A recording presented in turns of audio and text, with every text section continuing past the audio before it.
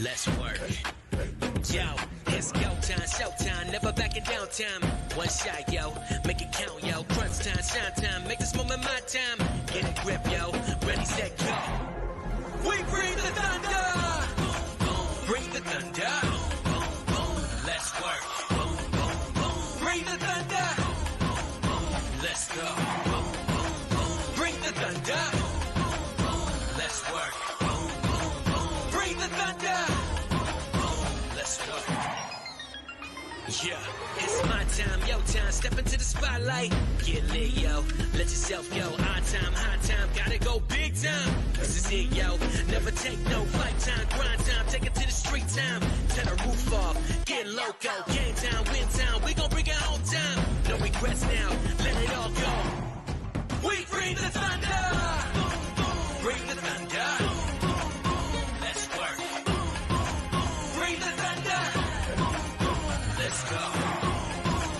Bring the thunder. Let's work. Bring the thunder. Let's work. Well, good evening and welcome to Mountain Bears. I'm Aeson, and of course with me tonight is techy-ish. How are you, darlings? We are here. Now, this isn't good. We've got a full weekend planned this weekend, and here you are going, oh, we're here. Well, yes, we've got a whole weekend planned. Yes. Unfortunately, I didn't plan this evening. I feel so bad. Like, I've been setting up all the broadcasts, and I do not know what I was thinking. I thought I had everything set up and ready to go, and then we got ready to come in, and it's like, we didn't schedule. Yeah, so we came in a little earlier because we have to schedule out so much. Yeah, they do require like a little notice, and then don't penalize you for going live early. I don't know. I know. We just gained the system yet again. Hey, Brenda. Hello, Brenda, darling. How are you? It's been a full week here at PCSP Network. Yes, it has. We've done a lot. Yeah. And there's a lot in, like, this is a wild weekend, too. Like, that's the other thing you were talking about, is it is a wild weekend. It is. We are redoing our offices. I'm launching a new course that I actually have the lesson for on the back screen of this desktop. I know, right? Yeah. We've decided to upgrade our desks because we're living in them. So it's time to, give Joe a real desk other than the, a secretary's desk. Yeah. And the funny part is it's your desk. I know. Like, he was looking so hard for a desk, and we finally found him one. And we no more than set him up, and he was like, let's switch offices. Right. And I was like, what? I just got the office to look how I wanted it to. And you're like, yeah, but you're roasting back there. Yeah, you don't tolerate heat. Yeah, I don't do heat. Yeah. Like, I'm so not. No, I'm basically a cold-blooded animal that, like, occasionally likes brief amounts of heat. Whatever that is. Hi, Amy. Hi, Scott. Hi, Shannon. Hello, Scott and Shannon. Oh, so it's been, and then, Sunday is my Wicca 102 start. So that'll be fun.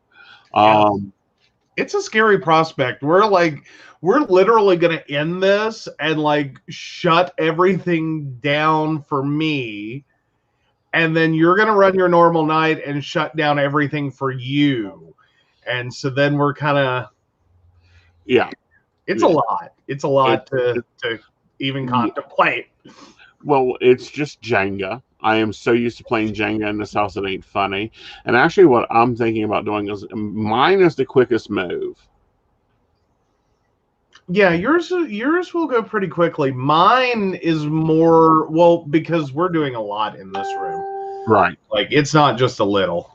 Yeah, we're getting a coat closet. We're getting more storage. You're getting a new backdrop because you're going to be showing off the kitchen. There is that. Like, I got to figure out my camera situation. Yeah. Oh, everyone's loving the blue background. Love it, love it, love it. Yeah. That's actually a picture I took. Uh-huh. Yeah. That's actually a picture he took. We're going to be, we're going to probably start using this for mountain bears. Or at least I think that's what I used. Yes. I should be careful. I don't want to Is claim either the one you took or the one I took, honey? Yeah, I think this is the one I took in winter at Pipestem State Park. This is not. Well, I zoomed. I understand, but this is not Pipestem State Park. That's Hawk's Nest behind you. Oh. I thought it was the one from Pipestem. Thank you. Yeah. We've actually had this ready to go, but I had done like a coffee shop like second version with the different logo. And so we'd been using it and we just hadn't gotten to this one yet. I was like, let's launch this. Yeah. We've been having fun. At the same time, however, we've been getting pissed off.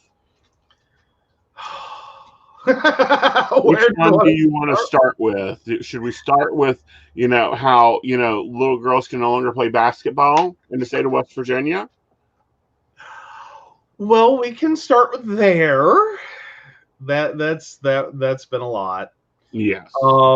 I did, and I did not get to watch all of it, just enough. I did get to see the reporter interviewing our governor and basically leading with, so demonstrate one case of this being a problem. And I was like, yes. Well, this is what I don't get is, okay, Midland Trail, we went through there today on the hunt to it. There's no, I'm pretty sure there's a lot more than 11. Yeah, there's a lot more than 11 because West Virginia has the largest trans population. But I think he's also being facetious. So yeah. But when I was in high school, Midland Trail had 2 girl linebackers playing football. They used Title IX to play football. Rock on. They kicked our ass. Like, they took our quarterback and used him for a beanbag. Well, see, Scott, here's where I'm confused, though, is what I also know is that West Virginia technically has the highest per capita number of trans individuals.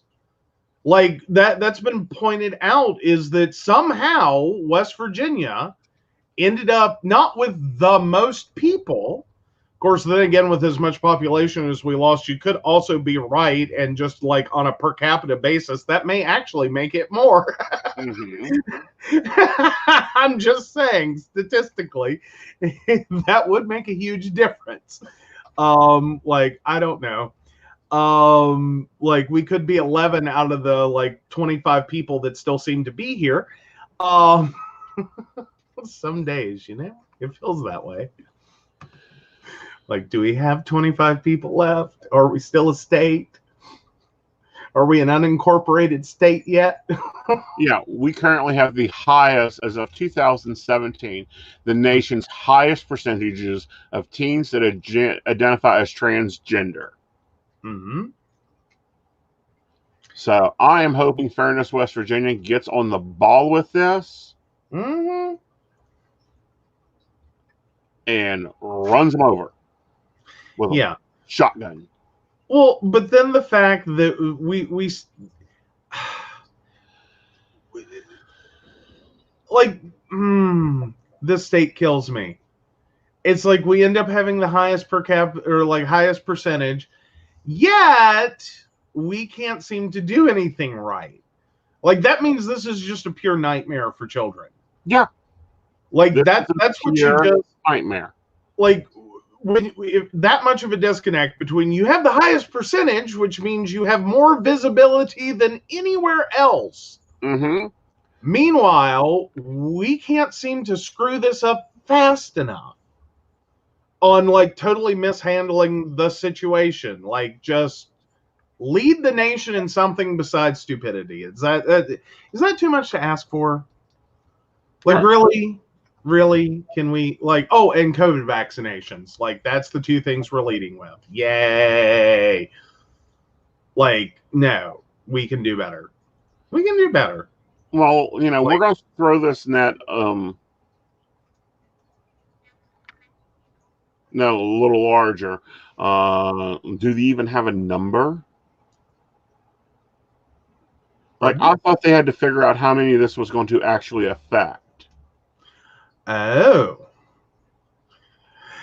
No, I think West Virginia is still doing the head buried in sand thing. Like, they haven't decided to calculate yet and realize, like, oh, wow, that's going to affect some people's.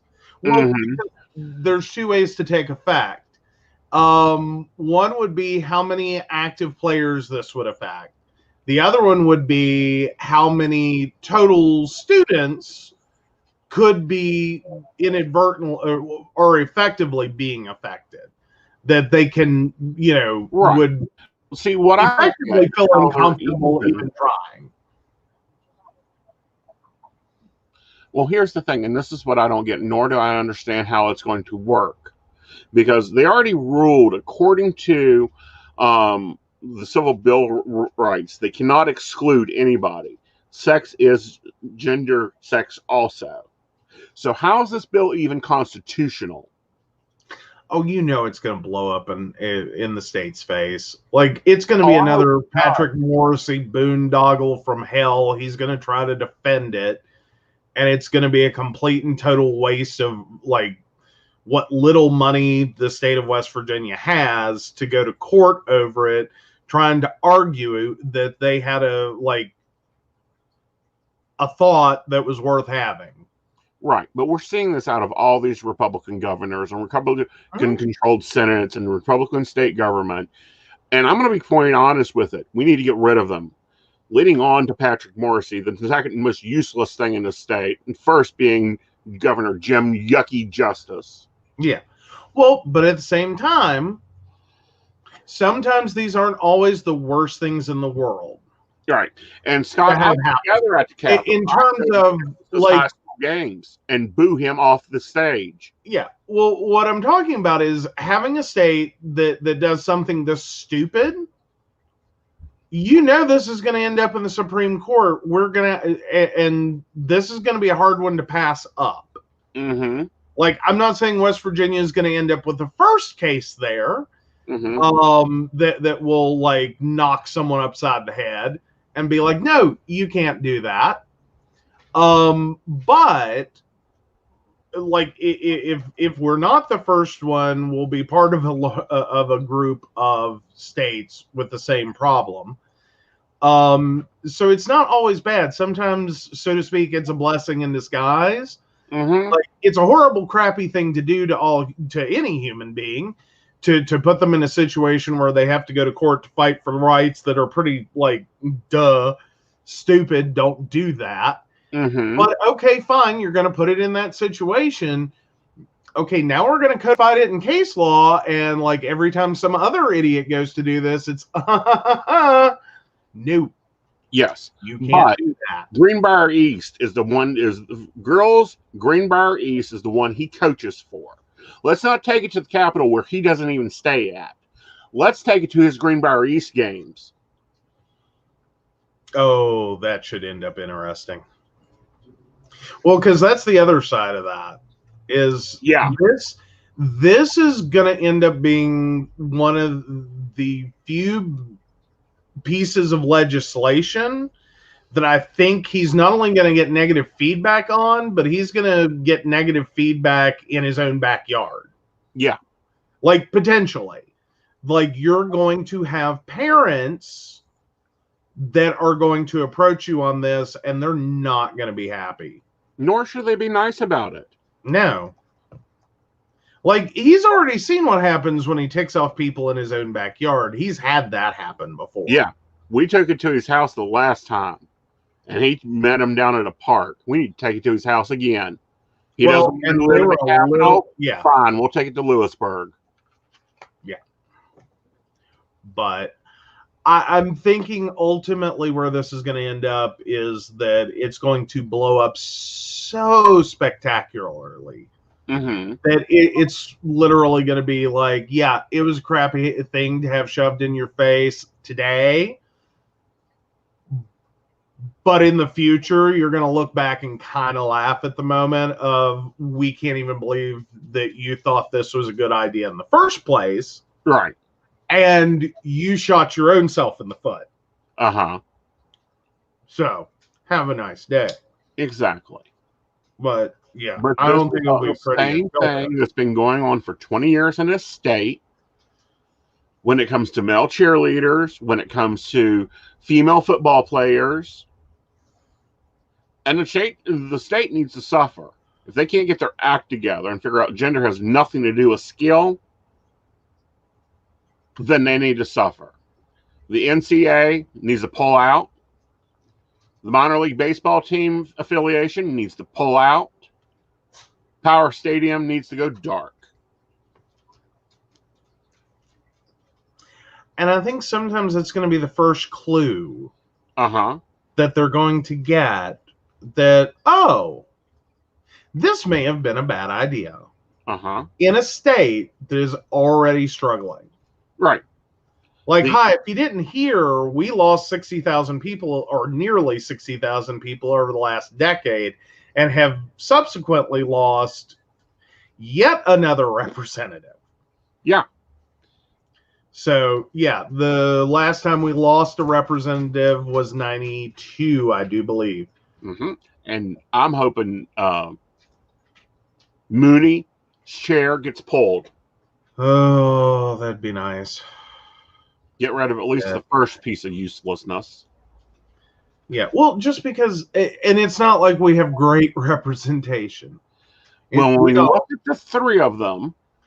But out of the three of them. Yeah, the worst one is Mooney. I'm hoping the Democrats team the hell up, and now that we only have to deal with 2 chairs, maybe we can get our shit together.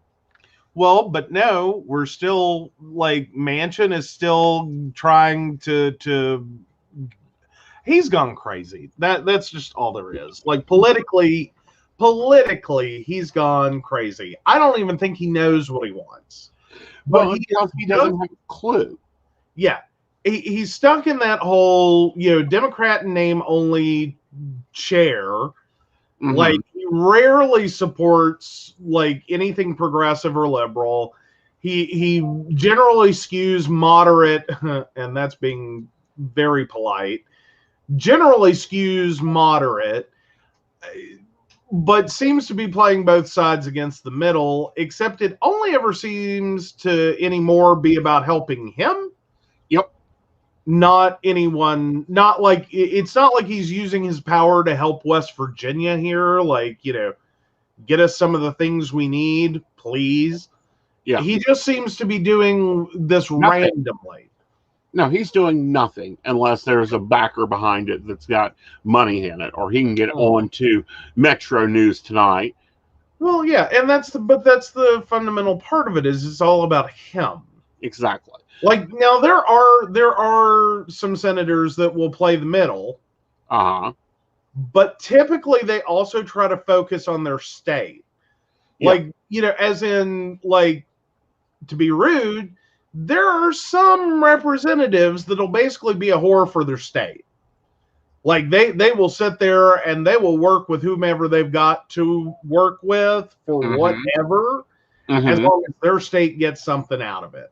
Right. And I know we kind of killed that a very small touch, when we took away some of the earmark provisions, but it's still there. Oh, like, there's some things that, like, you say these words and that state's all on it. Well, like, it's one of those things, everyone wants to give Byrd shit. And disgrace him in history. He done whatever he had to get stuff for West Virginia. He got us the FBI Center. He got us Greenville. He done a lot of pony play, horse and dog show, whatever he needed to do to get us stuff. Since then, he'd whore for our state. Exactly. Like, whatever I got to do, like, you need me to go over here and whip someone with a chain, I'll whip someone with a chain. I don't care. What does West Virginia get? Exactly. Like, tell me what my state gets, and I'll get behind this. Yeah. Otherwise, don't talk to me. Yeah. You know. I mean, that's not necessarily the best form of politics either, but it's how Washington works. At least you can sit there and say with it, he was trying to help the state. Well, not only that, but he was the one that got us the interstates built. He's the one that done a lot of commerce stuff. Now we got Jim Justice over here, who, if I was the CEO of a company and was looking at buying property in West Virginia to open that up, I'm not going to be moving my, family and workers to your state when now I will say at least a third of your population does not have rights to compete for scholarships in your state. Yeah. That already has a sucky school program. Not as bad as Baltimore, but we'll get to them in a little bit. Yeah, we'll try to get to that one. God. Well, which we've talked about that one a little bit. Have we? Yeah, we talked about the Baltimore public schools thing. Yeah. Or the Baltimore City Schools thing. That case is so ridiculous. Or that situation, I should say, is so ridiculous. Like the fact that you can have someone who makes more than the Secretary of Education running a city public school, who then can't even manage to do it right. Right. Like that's a disaster. Mm-hmm. Oh, apparently we're fun to listen to while cooking. Thanks, Shannon. That's sort of what this was born out of, is a lot of our conversations through the house. Yeah. Cooking. Or vice versa. When one of us is cooking, we tend to go off on a topic. Right. But yeah, so glad you're enjoying that. But yeah. So yeah, that's one of the latest and greatest out of West Virginia. We're if only we could get it together. Like, in pointing out the population loss thing, like, can I just point out, like, we were, I think, one of only like 3 states that lost population, and like the other 2 states barely lost anyone. Like, theirs was marginal. Like, it was like, okay, you lost a few people. Like, we've lost almost 60,000 people in 10 years. Like, we're not kidding when we say that, I'm pretty sure a lot of the economic stimulus checks were just used for gas money to get the hell out. Mm-hmm. Like, sorry, that's how I'm feeling a lot. Is that, like, that's how it's being used. Is just to get out. Like, here's your gas money, your U-Haul rental fee, and, a deposit on a new apartment somewhere that isn't here. Right. Yeah, point blank. And even he was on MSNBC today. MSNBC today. Let me see who's doing this one. Stephanie Ron, who is a nice interviewer. I like her interview style. So, give me an example of where this is causing an unfair competitional advantage. There you go. Yeah, that was basically the interview I caught the beginning of, and I just didn't have time to watch the rest. Right. Well, I'm looking at the write-up. He didn't have one. He said, I can't really tell you of one, but I can tell you this, Stephanie. And Stephanie goes, Stephanie, I'm a coach. I'm a coach of a girls' basketball team, and I can tell you that we all know that the absolute advantages of boys when having to play against girls. Responded, but sir, you have no examples of this happening. She said, why would you take your time to do this? This has now been a session and a half to get this bill passed. Why would you take your time to do this? Let's talk about other things that I can give you examples in your state. According to the U.S. News World Report, West Virginia ranks 45th in education, 47th in healthcare, 48th in economy, and 50th in infrastructure. And you cannot name one single example to me of a child doing this. Why would you make this a priority? Yeah. I've just four things that would have seemed to me most likely. Justice said the bill wasn't a priority to him. It was just sent to his desk. That's exactly right. It was just sent to his desk. Bullshit. Yeah. Well, and I'm not even going to go into the concept of whether or not it was a priority for him, but the reality is that's where our state's politics are falling to. It is a bunch of what I again have constantly call feel good, and I don't mean that everyone feels good. I mean, these are things that when you have a constituent base that hates people, but only certain groups and certain colors and certain genders and certain blah, blah, blah, when you don't look like them, smell like them, act like them, talk like them, whatever, these are feel-goods. Mm-hmm. Like, they're horrible policy. They're only intended to effectively rile up and stroke the ego of a voting base, and that's it. That's like, it. You're just playing with people. Right. More importantly, you're playing a game of Russian roulette with people's lives, and it's ugly, it's horrible, and it shouldn't be done. This is not where our politics should be. And again, even off of those few items, like, to me, that's even the tip of the iceberg. Mm-hmm. Like, that's just broad categories where West Virginia fails over and over again. Exactly. But here's an example, and this is the type of people we deal with. The other day, I took off and I went to Joann's. Now, normally when I'm at Joann's, you can't find me a salesperson. There ain't a salesperson to help me do damn shit. I was looking kind of cute in my new shirt and shorts, and I had Katie with me, my new purse, and I had on a nice mask that was the blue ones that block out literally my full beard. The number of times I got asked, how can I help you in that store, was ridiculous. Yeah. Yeah. Like, it's a little nuts up here.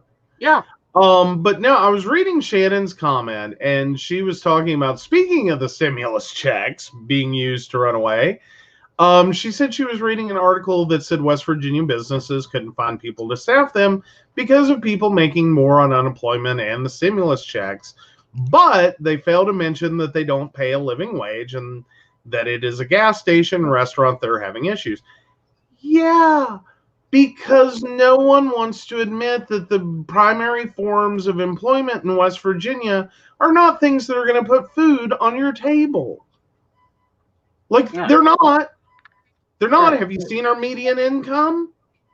It's ridiculous. It's ridiculous. You can have a full-time job in West Virginia. Large number of people do, and still qualify for federal assistance. Right. Food stamps, daycare, all of it. You don't make enough to support living in the modern world. Yet we have a representative who just put all of his effort behind blocking minimum wage increase. Mm-hmm. Like, hi, can we get the disconnect here? And that's if you're full-time employed. Yeah. That's if you're full-time employed. Yep. Like, you're not going to, like, this idea that, and it kills me every time it gets brought up, that, like, gas station jobs and, McDonald's, Burger King, Arby's, Wendy's, blah, blah, blah, blah, blah, blah, blah, blah, blah, that none of these jobs are meant to be careers. Mm-hmm. These are meant for stupid kids to get while, teenagers starting out in life, like 18, 19, 20. They're not meant to be careers. Then why is that the only jobs we seem to keep getting? Like, right. Someone explain that to me, because I don't get it. Like, why would you sit here and just keep bringing jobs for stupid kids into a state that has a continuously graying population, if you're saying those aren't meant to be jobs to support yourself and or a family. Right. Well, this is what I don't get, because the current unemployment rate is $4.24 a week. $4.24 a week. That is $1,696 a month. Mm-hmm. Okay. Now let's just go current rent in Charleston. Oh yeah. That's the thing that always gets me is like bigger cities always have like horrendous rent. But yet they always are the places that have the most need for low-wage employment. Right. Like you go to Charleston, it's like wall-to-wall restaurants, retail, like, you know, gas stations, and it's all, a lot of it is built around low-wage employment. Right. Or so-called unskilled.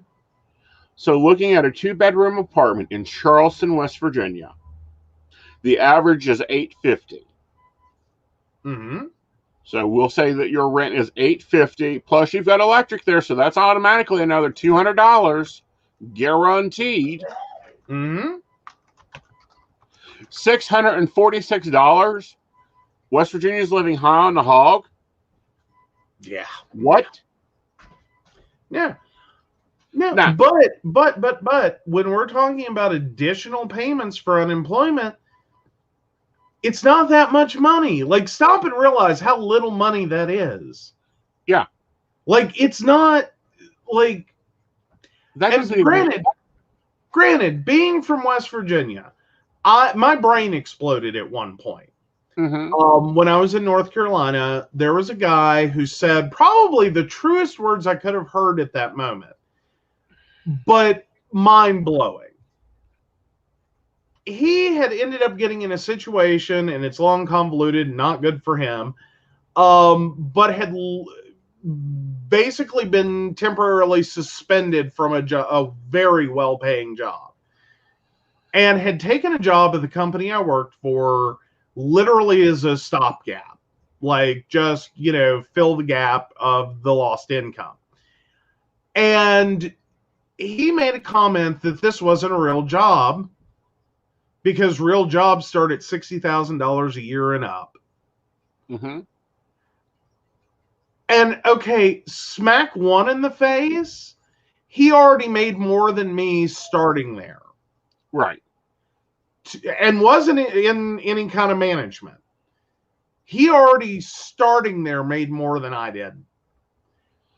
And then to turn around and have the realization, I wasn't even at the time, well, I think at the time I was making a little more than half that. Mm-hmm. And realizing it, like, it was a real slap in the face. Like, in the moment, like, you know, that kind of statement someone makes and you just want to punch them. Because it's like, how dare you? But then I had to go sit with that for a while, and I went, he is not wrong. He is not wrong. That is, in terms of being able to function in society and have, like, even hope for something better, like, he's not wrong. That starts around, like, 55 and up. Mm-hmm.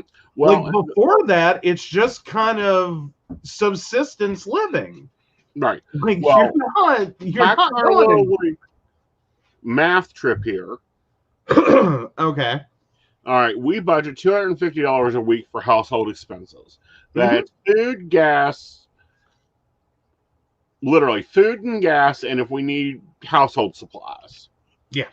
Well, one of us is eating for a month. The rest of it is y'all get to starve. Mm-hmm. Because on that budget, literally, that's 2.5 weeks worth of spending. After that, we're broke. Yeah. Where the hell are they getting that they're not going back to work because they make more money on living on? No. They're not going back to work because either one, they can't get hired for the job. Two, why keep applying for jobs that you get turned down for? And three, a job that pays $7.85 an hour Well, $7.50 an hour, or well, yeah, every once in a while you do see those. I mean, and it's not like some of these places do pay more than minimum wage, Right. but not enough more. Again, we're still treating this employment segment like it is not meant to support a full, like, to be blunt, like it's not meant to support a grown-ass human being, but Right. they are. But that's who you're hiring. Right. But that's what you're bringing into the state. That's what you're telling us we're supposed to be excited about. More jobs. Right. Well, we have sheets here, which what Shannon was talking about. They range at now, their average is $11 an hour. And let's say that you're real lucky and you get 36 hours a week at $11 an hour. That's $396 times 4 weeks. That's $1,500. You're $100 short there from our budget. Okay. And that's before taxes. So let's take out 27% because let's say you got a kid. Yeah, you're down to $1,000 a month. Yeah, and that's why I went to Charleston, because you don't have to have a car in Charleston. You can use the bus system. Well, again, not every mass transit is perfect. Right.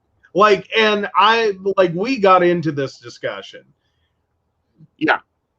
I've never been able to get into mass transit. I don't have a problem with the theory. If I lived in New York, I'm selling my car. There's no reason I moved to New York. Literally, I moved to New York City. The first thing I get rid of is the car. Screw that. They have an amazing mass transit system. Car's gone. Forget the car. Don't need the car. Never going to own a car again. I live in New York City. Why would I own a car? It's just a fucking liability that you pay to park. That's it. That would be where I'm at. But the places that I've lived, like Princeton, West Virginia, and even Greensboro, North Carolina, and the Raleigh-Durham area, I never could feel all that comfortable with it. Right. Not enough to feel like I could rely on this or even begin to think about relying on it to get to work. Plus, in some of the areas that I lived, it just wasn't going to be convenient. Right. The amount of time it would take to use mass transit to get where I needed to go, it's why would I do that to myself? Right. And if I can avoid it in any way. Problem with America. You go to Britain, there's a mass transit system. You go to Canada, even the little bitty towns have super mass transit systems. You go to France, mass transit system. Yeah. Come to West Virginia, Putnam County ain't got nothing. Fayette County barely has one. I think they go to 3 spots. It's ridiculous. And they want to say that, West Virginians don't want to work. No, they do want to work. They want to work real jobs and make real money and be qualified to do it. Well, and backing up a little bit, Scott's earlier said that's because you're pretty at Hobby Lobby. Well, thank you. And Scott also points out my wife and I went to look at trailers 2 weeks ago, and the guy said to us, "Can I help you ladies?" We left. Yeah. That's about where it ends up. Yeah. To some degree, and we have made the comment, and I've friends of mine that are teachers or retired teachers especially have made the comment: you vote with your feet, you vote with your wallet, you go somewhere else. The problem with West Virginia is we run out of places to go. It's a lovely theory. In many ways, we do try to do that. But there's some stuff, it's just, there's nowhere else to go. Yeah. You know what I mean? We are in a state that in some aspects of the things you need and have to deal with, you just end up having to put up and shut up Mm-hmm. to some degree. Like if you want to function here, Mm-hmm. you just have you can't do Mm-hmm. that. Like you can't just walk away because there's nowhere to walk to. Right. Like, and especially when you're talking about and not necessarily entirely saying this about us, there's some things, yeah, I could probably vote with my wallet and vote with my feet and go somewhere else, but for the fact we can't afford it.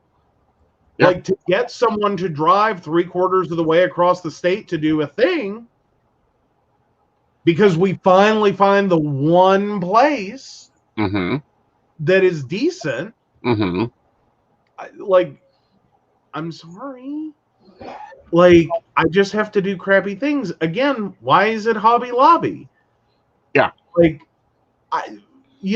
we try our very level best to shop at not them. Right. But in this area, they are prolific. Well, it's like this week, I went to Michael's in Charleston and spent the whole day there. Went to Michael's, went to Office Express. Why? Because Joe had a client appointment in Charleston. I'm like, oh, I'm going shopping. I am done with this. Let me go get there. Let's see. Ashley, what's wrong with Hobby Lobby? They believe they have the right to control your reproductive health. Through their insurance. Through their insurance. Yes. They get to decide which birth control you're on. Through their none at all. Or none at all. Yeah. Yeah, they have some really bad policies towards women for a store that, when you think about it, has just engendering really heavily marketed itself towards women. Mm-hmm. Like, it's kind of one of those moments of like, but yeah, no, but up here, like, depending upon where you are, like you can hit a Michael's, you can hit the world's largest Joann's, you can go to AC Moore, you can go anywhere else. But where we're at, our most prolific store is Hobby Lobby. We can like throw rocks and hit them. Mm-hmm. We should throw more rocks, but that's not the point. But you get mad when I haul gravel in the car. I know, I do have problems with that. But what I'm saying is, it's the most prolific place that we can get to. Mm-hmm. When we want to not do that, or in order to not do that, we're talking at a minimum a 1 hour drive in any direction. Mm-hmm. Minimum 1 hour drive.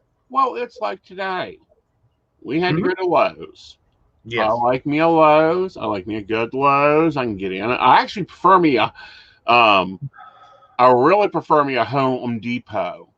But I'll deal with a Lowe's. You check the site, they had it. We go there, they don't have it.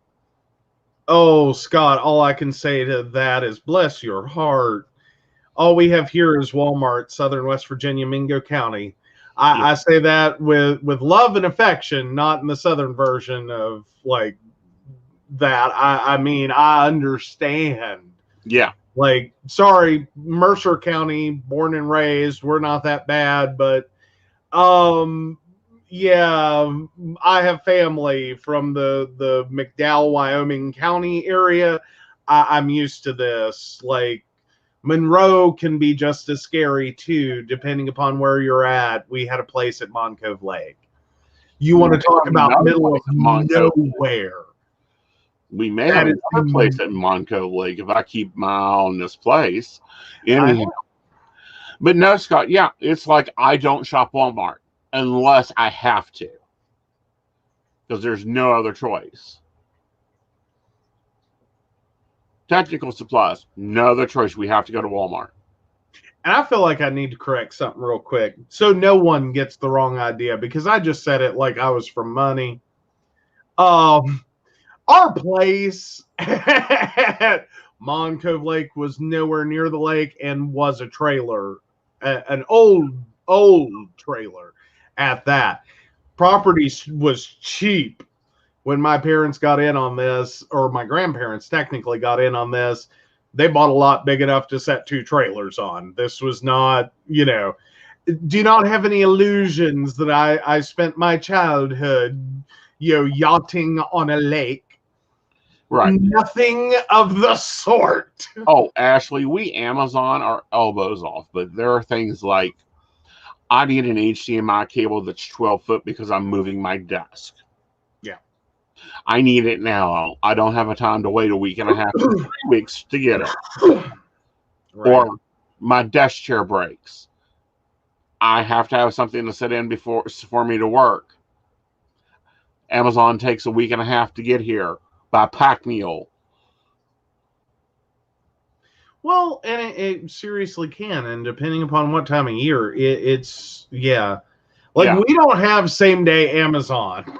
Yeah. Like Amazon Fresh isn't even thinking about us. Like we are not even on their top 1,000 list of places to put an Amazon store. Like we're not getting that far. I would love for them to move into the old Kmart building in a heartbeat. Yeah. And that basically sums up West Virginia. Is we're a lot of places that are the old. And when we say that, that can mean anywhere from they moved out a year ago to they moved out 20 years ago. Yep. And nothing's gone in there since. So it's just the old Kmart building or the old Hills, Hex, Roses. Right. Dead brands. We have lots of signs for dead brands. We drove past today an old Pizza Inn.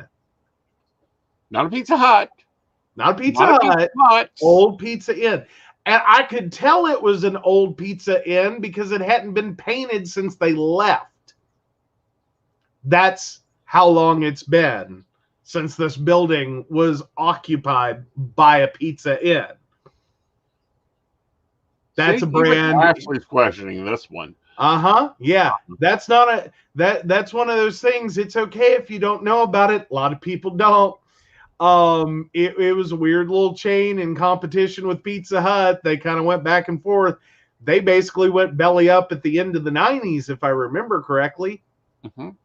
Yeah, so that means 20 some years since that building has been at least. I don't think it was even occupied. No. Yeah. So, no, this is what we run into. We end up with large swaths of retail space that's unusable. Scott, where you're at, you probably remember the god-awful story of Keystone. But more importantly, the Keystone Walmart that I don't think anything's moved into. And the Keystone disaster happened, 15-ish years ago? Something like that? So, yeah, Keystone was a whole disaster. No. The only thing that Keystone really had was a bank, and the bank was so horribly mismanaged that basically no one knows what happened because they were burying files in a giant hole. And I mean that literally. The mine shaft. Yeah. So, yeah, Walmart basically built a store, ran everything out of town in Keystone, because it's Walmart. So they ran out of grocery store, they ran out of hardware store, they ran out of mechanic, they ran out of pharmacist. They ran everything out of this town. And then Walmart found that the store was not profitable enough and shut it down, leaving this area in basically a giant dead zone. You can't find a mechanic. You can't go. There's no hardware store. There's no pharmacy. There's nothing. Because those small businesses are now gone. Mm-hmm. And Walmart said, sorry, we can't make enough money off of you. Bye. Meanwhile, there's a giant parking lot and a giant building sitting empty. Right. Oh, yeah. Walmart in New York City is a whole story. I've heard that one. Yeah, Walmart and New York don't get along. Well, I think that and I don't think they will ever get along. Yeah. All right. So what else? Well, hopefully there's something. What else did you see in your news feed today? Oh my goodness. Actually, I had dropped a couple of stories over. So yeah. Well, the one that's not really for tonight. Yes, it is. Well, one is, one isn't. No, let's do both because this is. By the time we get to it on the other show, honey, it'll be as cold as the bird cage that it's on. What? All right. Well, anyway, so I'll start with this one. Former reality star Josh Duggar. Why can't he go away? Well, wait, he's about to. He faces child pornography charges. Good. Yeah.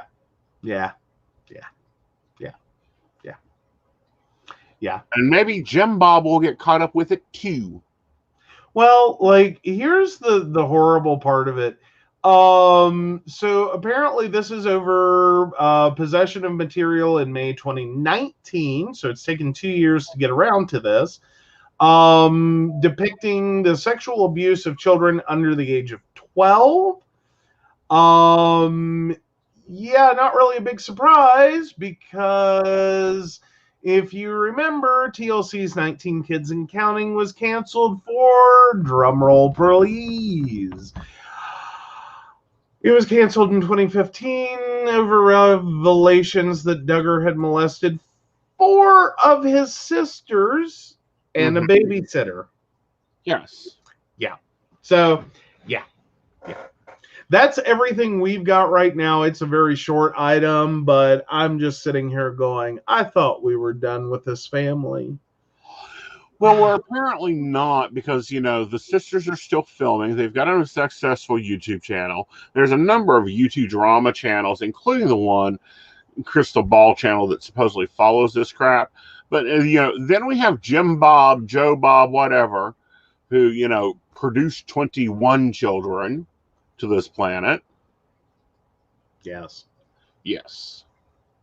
And yeah. I'm sorry. I like, to some degree, I come from his, like, not immediate generation or the one before us necessarily, but from a large family. From a family that at one point had like 20 kids in a single like situation. That was a whole different time. That was a whole different era. That was a whole different mindset.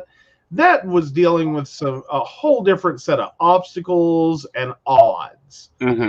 Like, if I remember correctly, one of my... on the Arrington side, there was at one point 26 kids. Pardon? But there was 2 Mrs. Arringtons. And yes, one wife died in childbirth. Meanwhile, out of all of this, the number of kids that did not make it out of infancy, the number of kids that barely made it into adulthood, and then you come down a generation. My mother was one of, I think we finally got that totaled out at 12. I thought it was 9, but it turns out it was 12.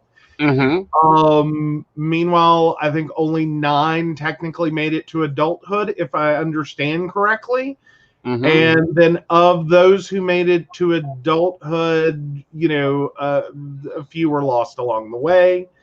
Like shortened life expectancies, or lives shorter than expectancy. So I'm still saying, and that's like early, last century.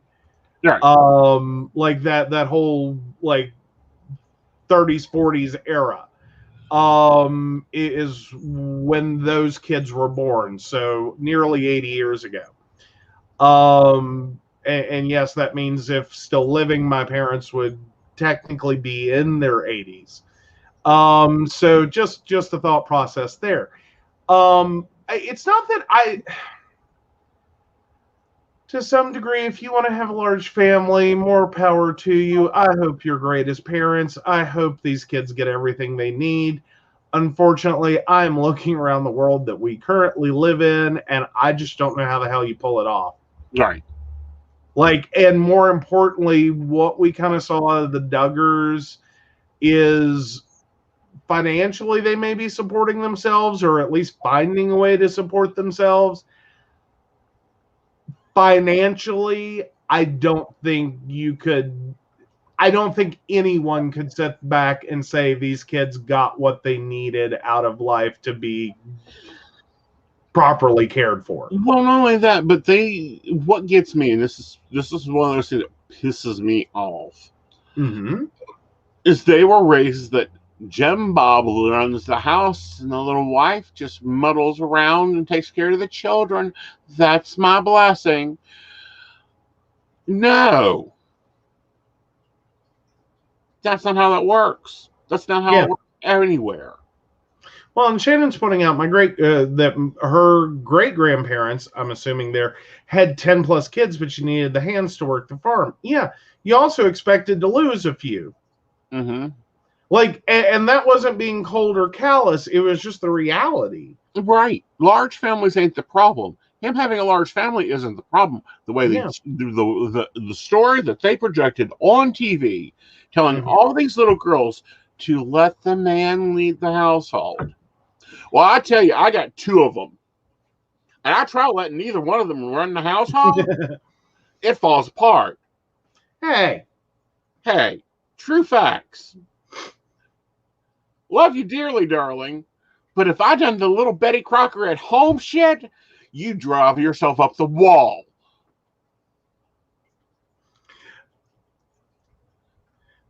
No, I just don't want you to harm our KitchenAid. That's really my biggest fear.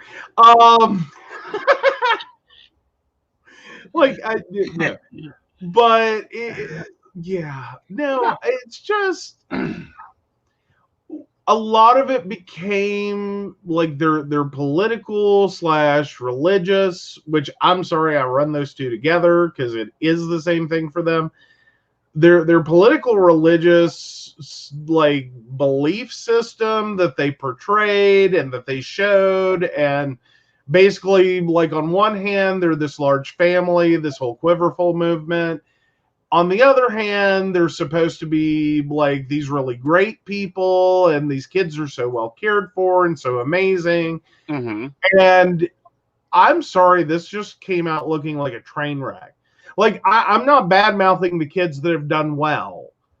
I just don't think it has anything to do with their parents, their raising, I don't think it has anything to do with that. Right. I think these kids survived their like growing up, their childhood, and then the fact that they thrive as adults has nothing to do with that. It is in spite of, not because of. Like it is not this wonderful Little House on the Prairie experience that everyone tried to make it into way back, pre-2015. Like, it's really been a crap show since then. Right. Like, everything that just keeps happening. And Josh is typically at the center. Almost always. Every time. Yeah. And he's been proven to be a psychopath and a narcissist and needs to be, and I just feel sorry for his wife because his wife won't divorce him. Well, but again, here's the one other problem there, though, is effectively every time he does something wrong, every time he gets caught doing something wrong, there's no real repercussion. He just has to repent, cry, and be really sorry, and, say that he'll do better, and, clean slate. Right. As far as everyone in his life goes. Right. And it's like, not the best choice there. Mm-hmm. But there are some things that truly, to be realistic, just it's not that they're unforgivable. I think, to move on and grow as a human being, you have to forgive people who do horrible things to you at some level, because otherwise you just become attached to that negative emotion. You're going to carry that with you through your life.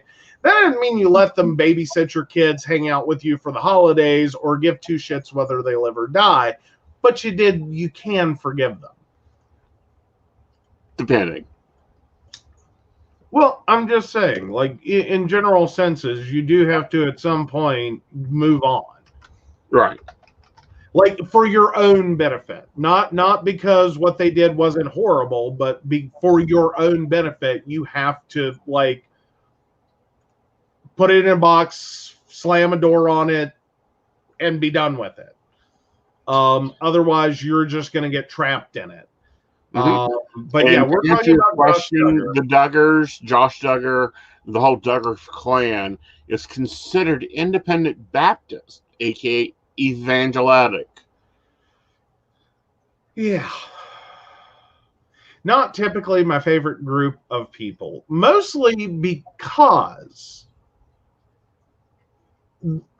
for a group of people that talk so much about personal responsibility, they really don't take any. Yeah. Ever. Like, it is all built, and I know that there are the atheist saying this is going to create some waves. Hold on for a second, just reel it in. Message it to me, and the pagan will say it. No. What I'm saying is that, like, magical thinking of Christianity, but I mean, this is literally where they're at. This whole, like, ask for forgiveness, and like, suddenly no one cares you raped children. Like, no. Yeah. That's magical thinking. That is the most, like, out there crazy form of magical thinking. You can't logically get there from here. Mm-hmm. That's not how life works. That's not a good decision that protects anyone. Right. And that's not magical thing. Well, but you know what I mean. Like, as in, it's like, when I say magical, I don't mean it in the sense you're taking it or the sense you would normally mean it. Exactly. I mean in terms of rabbit out of a hat. Right. Like, it doesn't work. You can't just pull a rabbit out of a hat. You got to pull the rabbit from somewhere. There's some more to this. Mm-hmm. Yeah. Just in case our student must, because that's something I'm going to be talking about, is magical thinking on Sunday. Oh, sorry. Delusional thinking. Exactly. But it like, what I mean is it's just the kind of thinking that has no basis in reality. Right. Like, this is not, you're just magically inventing, is what I'm getting at, a solution to a problem that doesn't work. Right. But then you're allowing that to override all common sense. Right. And what's even worse is, they didn't get these two girls or the babysitter counseling. And rabbits always have roots in their hats. So, yeah, I don't get it. I don't get how someone gets there from here. Right. Like, how do you, like, I don't think, what I'm saying is, and I want to be clear, it's not that I don't think that anyone can do something bad and feel horrible about that and, try to make amends for it. At the same time, that doesn't, one, happen overnight. Two, just because they said they're sorry and they cried some doesn't mean, like, you take a situation in which someone rapes a child and then you immediately turn around and have them teach Sunday school class unattended on Sunday. Mm-hmm. Like, you can't fix this in a week, nor should you even try. Nor, as the person who did that, should you ever put yourself back in a situation in which it looks bad. Right. Like, you're trying to it wasn't the one that caused the data break. Like, they started, like, I believe Anonymous got pissed. Okay. Over the Duggar situation. Mm-hmm. And Anonymous or people within Anonymous found out he had an Ashley Madison profile and cracked Ashley Madison and leaked him all over the place. I think technically that worked differently. I think that that Ashley Madison got hacked. Anonymous got a hold of the data, started looking through the data, found some high-profile names. Because It wasn't just him. It wasn't just him. Like, there were a lot of people exposed in that one. Right. Yeah. It was just like icing on cake that he was there.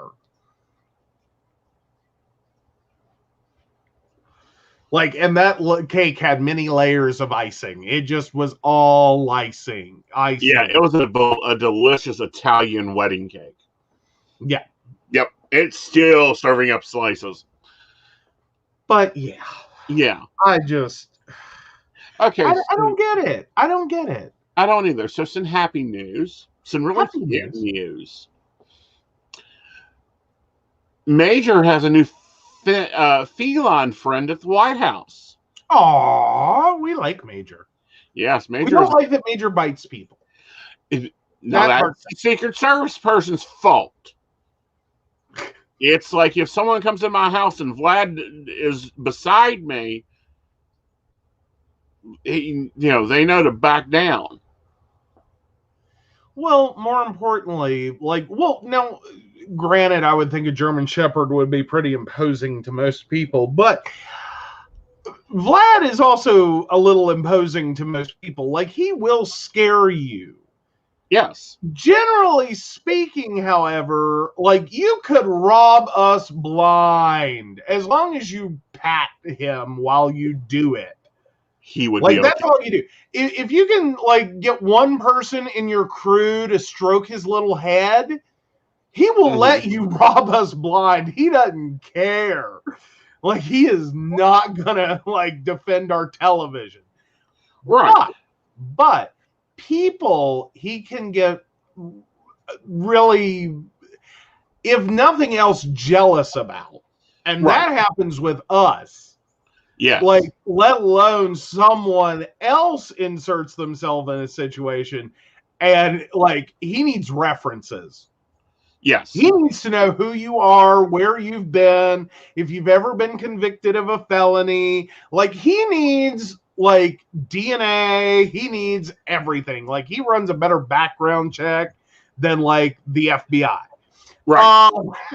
Like, that's what he needs. That was the Secret Service's fault because they know that both Major and I believe Duke are trained protection dogs.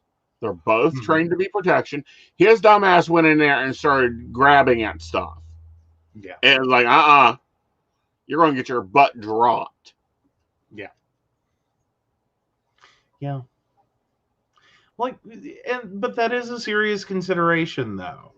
Like, that creates a problem. Like, when your job is to protect the president and you're a dog, and your job is to protect the president and you're a human, very much issues occur. Yes. Yeah. But I'm glad he has a new a feline friend. Yes, he is. They apparently have adopted a lovely little kitty for Jill.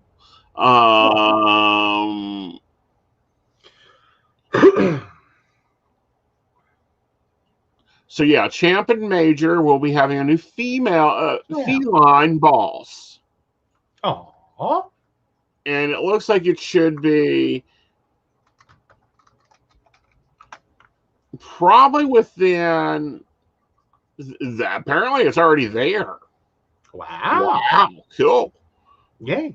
Yeah. And, Major has gone through attack training. He's still going through more training. She goes on to talk about because apparently he bet another Secret Service agent. Like, guys, come on. If Vlad growls, people get the hell away from me. What's the problem with these Secret Service agents that are that stupid to go, oh, German attack dog. Yeah, I'm going to sit down and shut up. Well, no, and I'm just speaking from experience. Typically, German Shepherds are pretty quiet. Like, they don't really warn you. No. Like, they do their job, and, like, you know, they don't really bark. They just bite. Yeah. Like, a barking German Shepherd is dangerous. Well, that's more so I'm in a situation where I cannot do my job. Right. Versus when they can do their job, at least as they see it, they typically do not announce themselves. No. They're like, no, gonna rip you to shreds, not gonna say a word. Yeah. You know. But in both of these, it has been a rip to shreds. It's been that nip. Mm-hmm. You know, like Vlad does on something when he isn't happy with something. He'll try to bump you over. Oh, yeah. Yeah, they've nipped. Both of them have gotten their hands nipped. Stop reaching for his collar, you dum-dums. Typically. Stop reaching for his master's hands, you dum-dums. But no, I'm glad that they've got a lovely, lovely new kitty. I think she will ensure that the household balances itself out. Mm-hmm. And then, of course, and this is even more sweeter because the follow-up story to this is that President Biden picks dandelions for First Lady from the White House lawn. Oh. I'm sorry, they are just one of the sweetest couples. Well, they're cute. They're very, very cute. Yeah. And honestly, after 4 years, like anything that's slightly more warm than the Cold War that was going on in our White House for 4 years, I'm sorry. I think everyone's just like, oh my God, a functional relationship that might have problems, but it's still generally good. Like, I mean, I'm sorry, but as a nation, I think all of us are kind of like straight women. Like, the level of effort required to impress us right now is so low. I mean, I'm not saying they're not great. They are great. But at the same time, like, it wouldn't take much. Right. It's sort of like literally it's at the point of, like, load the dishwasher and I'll orgasm. Like, you know what I mean? Like, it's at that, like, straight woman level of, like, the tiniest amount of human decency. Right. Well, what I also find highly lovely is that Jill has brought back the tradition started by Eleanor Roosevelt of planting trees at the White House on Arbor Day. She will be planting trees in the back of the White House lawn on Arbor Day. I wonder if she will get the Rose Garden back to the level it was. She's got 4 years to do it, so get to work there, Jill, of Jackie Kennedy, when Jackie put in the Rose Garden. And, you know, that not my first lady, not anybody's first lady except maybe the local stripper club, tore it out. Well, I'm more so. I'm just I'm just looking forward to a Christmas that doesn't remind me of a Tim Burton movie that was not meant to be ironic. I hope so. Like, the Christmases have been probably the most depressing part. Like, the White House. Like, White House Christmases have always been sort of magical. Like, it's a very important place. It's usually a very happy thing. Right. Oh my God, the last few Christmases. Jesus. Like, like, it wasn't chic. It wasn't cool. It wasn't trendy. It was just like, who hired Tim Burton to do Christmas? Well, and it wasn't unironically. Not just like, oh, it's an homage to Tim Burton. We did this one time. We'll never do it again. But no, every year it's like part Tim Burton, part hired Edward Scissorhands. Right. Like, that's how it felt. Right. Well, you know, I kind of would think that I should go and apply at your old employer so I could have some fun. Oh, God. Why? Well, there was a certain campaign by a certain Trump Terracon Chico for re-election, and he failed to pay the town of Albuquerque their 211,000 campaign dollar bill has been sent to collections. Oh, fun. Well, there's no guarantee it's with the place I used to work for. God knows. Wow. Well, I'm just saying. I'm trying to remember if New Mexico was one, a state we were licensed in, and two, that would be. And while the company I used to work for did do municipal collections, yeah, those never get paid. Like that's right. Municipal collections are a nightmare. Like now that might get paid. That might be a little easier. At least you're, But then again, rich people never pay their bills. That was one of the biggest takeaways from working in a debt collection agency. Everyone owes money somewhere, and a debt collector is calling them over something. More commonly, it's over something they don't actually owe, but somehow on paper they still do. You wouldn't believe the number of people that look like they have it all, and it is literally just a pile of collection notices. Right. And well-worked bankruptcies. And rich people are the least likely to ever pay a bill. They will fight with you over $20. They will fight with you over $300. They will fight with you over $50,000. They just don't want to pay it. Right. They just don't want to pay it. Period. They don't pay money. Well, that's because he doesn't have it. Well, yeah. I still think he's broke. Because now, I believe at least 4 of his mortgages are coming under demand and due. Well, and honestly, with Trump, a lot of it is high finance, or at least that's what I call it, is the kind of money that you don't really have, but you do. As in, you can be worth a lot on paper without having money in the bank. Right. That doesn't mean he's broke per se. There may actually be a decent quantity of money in the bank, but if you were to sit down and look at the assets versus the liquidity cash that he has, you may find it's not all that impressive. That reality is he has a lot of money on paper. Right. Sort of, it's just a lot of future values, property values. Are these technically assets he could sell and raise some money? Sure. Could they be worth that much? Maybe. But if you take his history of overinflating property for loans versus undervaluing property for taxes, the mess of trying to figure out what he's actually worth is a nightmare. Right.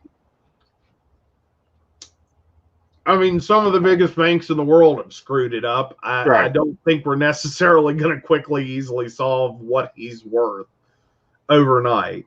Well, I think it's going to come out to be nothing. Or a net thereof.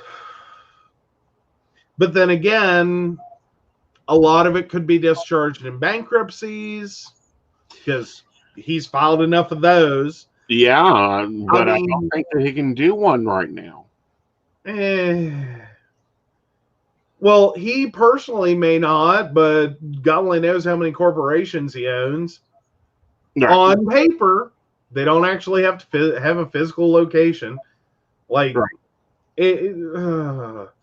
Some of our corporate finance is a little wonky. Right. Because you sit there and as an individual, you only get to screw up every 7 years. Right.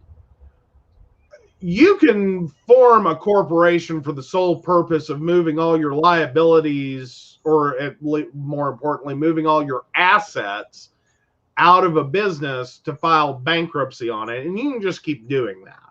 Mm-hmm. While technically, no, you can't do that any more often than you can do it serially. Right. You can just sit there and keep moving your assets. Right. Over and over and over again. Like, that was the part that always got me. Mm-hmm. And that was the part that really ticked me off with with one mining corporation in particular. Mm-hmm. That was exactly what they did. If you back up in the history of this mining corporation, like, in the good old days, they promised, people, pensions and health insurance and, on and on and on. A lot of those retirees, granted, have, died off, and the some stocks and investments didn't do well, but ultimately what happened is the company got tired of funding it. Right. And they literally did a process of bankruptcy, which was a farce to anyone looking at it from the outside. They took every single asset out of the company and put it in another company, Mm-hmm. left the original company with nothing but liabilities. Right. Not one single asset to cover them, and then said, oh, we're bankrupt. Because you moved all the money out of the company. Right. The fact that we allow companies to do that is ridiculous. Like, like, their liabilities were every single bill they owed and all of their pension. Mm-hmm. Like, every single person drawing a pension. Right. All of their insurance, all their beneficiaries. They moved all of them into a company and said, oh, we're bankrupt. Or left them in the company, said, oh, we're bankrupt. We can't pay all these bills. Yeah, because all your assets are over there. Mm-hmm. And it's perfectly legal. Right. Well, the turtle Mitch McConnell is actually doing something I'm kind of glad for. What? Yeah, he has apparently wrote a letter to the Secretary of Education requesting that Project 1692, aka the whitewashing of history, to be stopped and the grants not to be issued. Okay.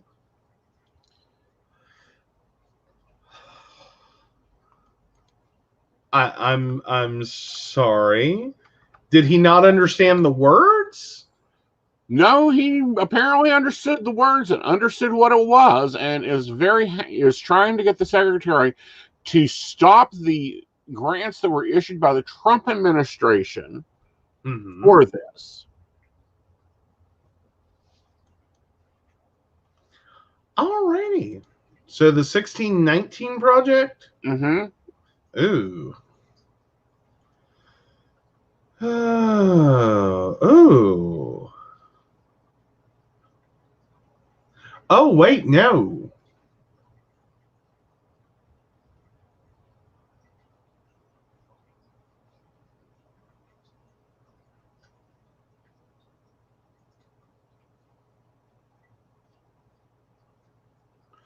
No, this isn't a good thing. Okay. Sorry. In my mind, it's a good thing. Well, no. I'm sorry. I just did a quick search. The 1619 project is a long-form journalism project developed by writers from the New York Times and the New York Times Magazine, which aims to reframe the country's history by placing the consequences of slavery and the contributions of Black Americans at the very center of the United States national narrative. Again, okay, this is whitewashing. Now, teach full history is where it should be at. Not just this box or tie these boxes together. Teach it all. You got 12 years there. You can teach at least 300 years worth of history.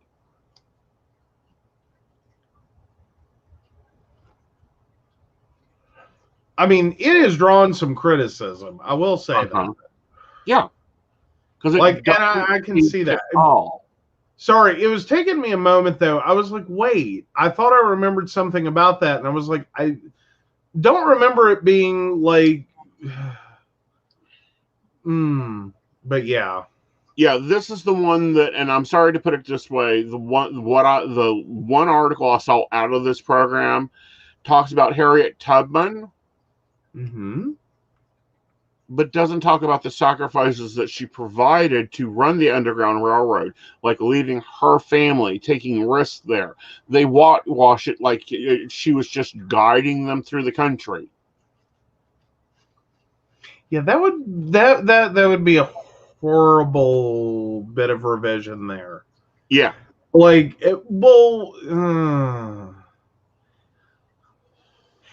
sorry, I'm having two thoughts there. The first one is that's sort of the narrative we've gone with for a very, very long time for certain age groups.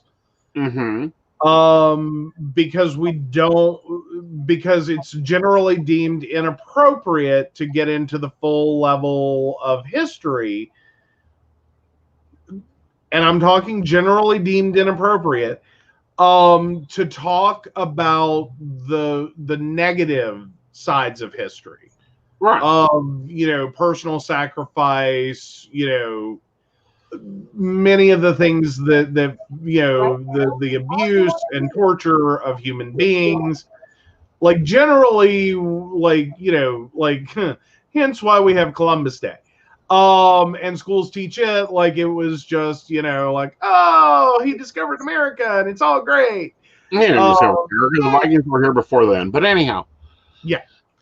What I'm saying, and this is the reason I do not like this project, and I'm glad, and this is one thing me and Mitch is agreeing on. It paints Appalachian as a Scotch-Irish dialect area. It takes away the sacrifices that occurred. It takes away the other things that build it up. It whitewashes and gentrifies the idealism of it. And then it doesn't even talk about the abolitionists. It doesn't talk, example, the Harriet Tubman thing talks nothing about the abolitionists, talks very little about the Appalachians. Romneys aren't even talked about at all in the slavery terms, in the other populations in slavery. It doesn't even talk in the same project that talks about World War II. Only apparently the Jews were at Auschwitz, not the gays, not the Romneys, not the disabled. It whitewashes it, makes it into Hollywood movie status. Bullshit. On that front, I can agree. Like for any of, but then inevitably we kind of see that happen all throughout any historical narrative. Right. It always wants to, like, there's a few different forms of historical narrative. One is built for young children. And to some degree, I both understand and don't like that we don't start with the truth from the beginning of, look, really bad things happened. Right. And that's probably the most appropriate way you could put it for small children. Some really bad things happened in this. It was not all just like, oh, we're going to go on a boat and across the ocean and hey, we found a continent. It wasn't all bright and cheery. No. It wasn't bright and cheery. It was not like this is, we have a lot of problems in that regard. But at the same time, I can appreciate the concern of how much can you tell a child without getting into what I could also understand as age inappropriate material. Like, as in, a child cannot, one, fully understand this, nor technically should they. Right. As in, one, it's sort of like, yeah, you can start reproductive health probably as soon as pre-K. Mm-hmm. But how much can you really explain about, sex, sexuality, and sexual feelings to that age group? Mm-hmm. Like, how far can you go before you've, one, lost their comprehension? Mm-hmm. Two, you're so far out of the realm of where they are as human beings. Mm-hmm. They're not going through puberty. They're not experiencing all the hormonal impulses, blah, blah, blah, to really identify and connect. Mm-hmm. So I can understand that age related. But then you also run into the narratives that try to slant history towards any particular group. Mm-hmm. That can also be problematic. The most predominant we've seen is, and I do have some issues when someone says whitewashing history, for the only reason that we really have, in many contexts, completely ignored anything but white history in some regards. As in, we have, like, talked about, white settlement of countries as though it is only a good thing ever. Mm-hmm. We have celebrated a large number of, white scientists, white inventors, and conveniently forgotten or minimized or given very little, room to talk about anyone of color or anyone from someone that is not directly, American history. We kind of talk about the world in some context of history as though white people are the only people that exist, or that only our country has ever done anything right or anything good. There's a whole world. Like, it's almost like, and to some degree, it's like we just kind of flip this coin between nationalism and white history. Like, it's one side or the other. Like, if you can't talk about, nationalism, we're going to talk about white history. Like, these are the only two areas that are appropriate. Which is bullcrap. We don't talk about, when we talk about slavery, we only talk about African slavery. We don't talk about the indentured servants of the Ireland. We do not talk about the Indian enslavement. We do not talk about any other type of enslavement than the African American enslavement, and then it's whitewashed. It doesn't look at anything else going on there. We do not talk about the guy that designed and built computers and then was chemically castrated, and the guy you're talking, Alan Turing. There you go. I can never get his last name right. We don't talk about skip talkers that were the Cherokee Nation that were the only reason that we were able to communicate during World War II with our ships and not have the Germans on our ass. Yeah. No, there's a lot of history that has kind of been put into a box on a shelf, and I don't want to say if forgotten. It's not entirely forgotten, but it's we can't seem to get it off the shelf. Right. And be like, no, you totally forgot this. Like, there's a whole additional layer here that you just took out. Right. And that's my problem. Well, I hated that it took it. Not saying every teacher I had was bad. I had many great teachers that, in hindsight, I think they tried to do what they could to encourage us to look beyond Mm-hmm. Like what's in the textbook, because the textbook's garbage. Right. I did have teachers that did that. But at the same time, when so much of your understanding of history is predicated on this very like sterilized version of history, it's hard to process what you're being told. Right. Or to understand what you're supposed to be looking for when they're telling you this is garbage. Or trying to at least intimate to you that, well, that's a little wonky, because they're tied to a curriculum that says, no, this is what you teach. And I think that's bullshit. Yeah. Because you can't, I do not understand why our books come out of Texas. I do not understand why. Like, we are not talking about Rebecca, Boone. Why we are not talking about, Eleanor Roosevelt. We only talk about, Roosevelt to begin with. We don't talk about a lot of people in history that actually done stuff.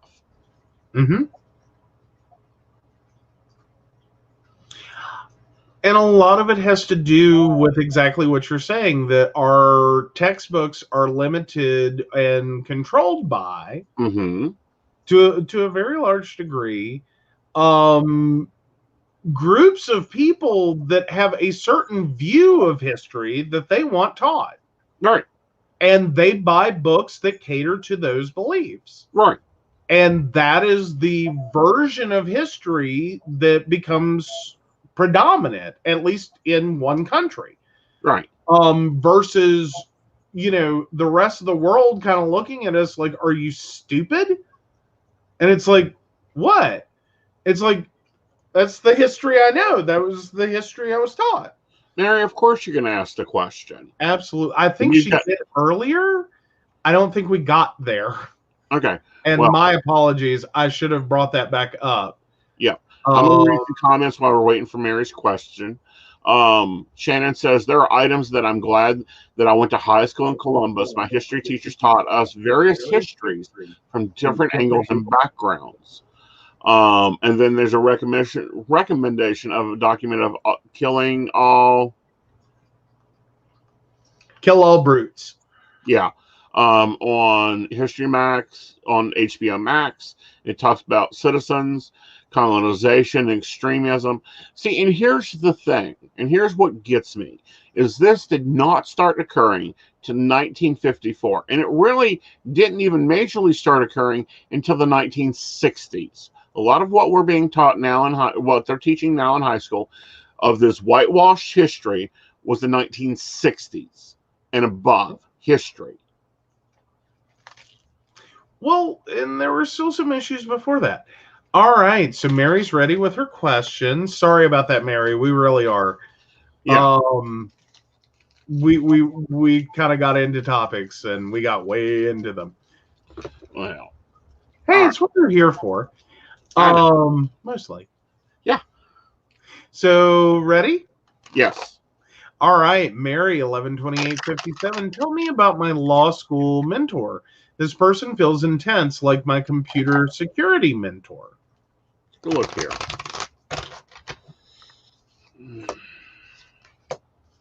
They are very intense. They can get lost in their thoughts. They're the type that will bring up something 2 weeks later and go, oh, by the way, blah, blah, blah, blah, blah. And you'll be like, what the heck were you talking about? I feel like they have a clear plan on where they want you to go. It may not be the same idea of what you have in spark. They do spark ideas for you, but they're going to be one that isn't going to let you get in through loopholes. It is, this is the rules. We follow the rules. Nope, that is not the rule. You have to have this. Okay.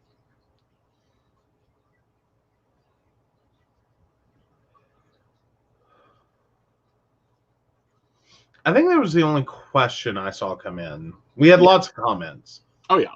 And that's what we like about this episode. On this side is a lot of comments, a lot of talking.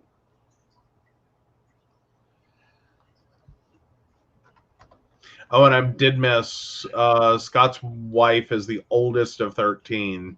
Yeah. Oh. But I'm trying to remember. It's either Davy Crockett. I know it's not Daniel Boone, but I believe it's Davy Crockett who bought his wife.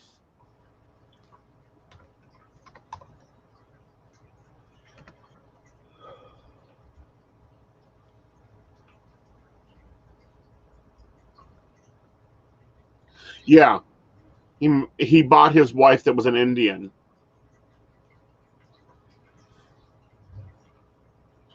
Yeah. Sorry, I had some think about that for a little bit. Yeah, that's not one of those common little things of history that I think we teach in like high school. That's not, but they use Davy Crockett in like 3rd fucking grade. Yeah, did everyone want a coonskin hat and a gun? Yeah. Like, you know what I mean? Like, that's the wrong form of history. Right. Like, that just focuses on, like, granted, engaging for small children doesn't really set you up and warn you that there's more to this story that you're going to need to learn later. Like, before you get all excited. Right. You know, they did this whole coonskin hat and rifle thing and the last of the Alamo thing, but they don't talk about, you know, him buying his wife and how he mistreated a good amount of the Native American people. Yeah. So yeah, it's kind of you also have to additionally take a moment and step back. Like, great quote, should live with you throughout your life. You know, never meet your idols. They will always disappoint you. Like, as in it throughout history, there are very prominent figures. I'll use those terms that in many regards did many wonderful things. They can also be horrible human beings simultaneously. Like, one can argue both directions for, say, Churchill. Like Winston Churchill, if you want to talk about, you know, winning a war, Churchill was a great person to do that. If you want to talk about him as a human being, not a great human being. He did some things well. He failed in a lot of other areas. Yeah. But that's also, I think, kind of the more adult version of history is that you do have to learn, like, to pick and choose your inspiration. Right. And to evaluate people not only on, like, individual acts or individual components of their identity, but then also be able to understand that they were a whole person and the whole person may have had other issues. Right. You know, it's kind of be careful who you, like, hitch yourself to. It's like they attack Andrew Jackson, you know, who built an apartment in his home for his, and for those are listening, slave lover. She was in France for 5 years. At any time, she could have walked out the door. While he was over there negotiating France's help with the revolution when he was a diplomat there. Like they and I see this in pagan communities, I see this in history studies, I see this everywhere, is they read one part of the story, not the whole damn thing. And it's and we've kind of had that, well, not kind of had, we've had that conversation. I don't know that I can attach myself to any one, like, conclusion. Right. As in, there's some things that I can totally agree with you on. Mm-hmm. But then there are other things that also pop into my head that I'm sitting here going, but, you know what I mean? Like, if at the end of the day, he bought a human being, owned a human being, Mm-hmm. by definition, that's slavery. Mm-hmm. Like, point blank. I don't know that you can inherently say that her situation was horrible, Mm-hmm. or more importantly, you can definitely say her situation was probably better than many. Uh-huh. And most.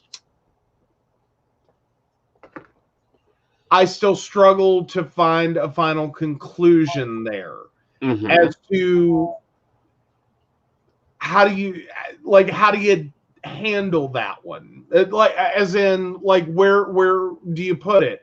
And I think sometimes that's where a lot of history and a lot of people in history end up, is there's no one clear, like, file them here. Because this is, the truth. No, the truth is so much messier. Right.